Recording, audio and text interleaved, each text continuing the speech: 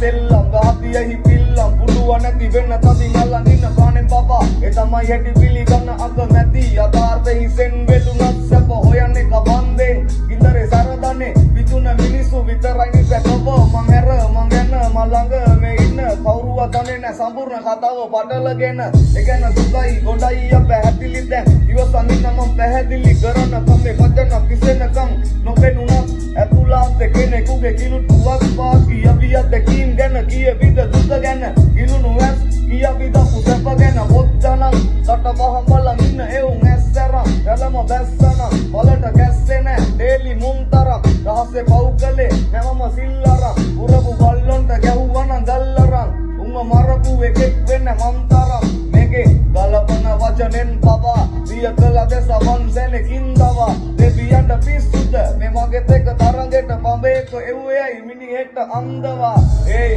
ඇති යලු යට ගිනි මතු වෙන්න බලාගෙන උඩට නිහඬව මතු පිටි වෙන නිවි ගිය විලසින්ම අවතයේ උඩටම දැල්වෙවි දිගටම තොපි දඟලලා අමාරුවෙන් ගැස්සා මගේ බෝලේ කෙල්ල නැතුවම බැස්සා කකුල් දෙක ළඟ ඉරනම දන්න ගස්සම පෙන්නුවා කවුද කියලා තවමත්මා ජීවිතේ අරමුණ පාරා බලල්ලක් වගේ මව රැක්කා ස්ථිරවම දැක්කා සමහර කොල්ලෝ හින කුණු කොලේ වික්කා දුකයි මොන කරන්නද කාලකණ්ණි හින්දා මේ රට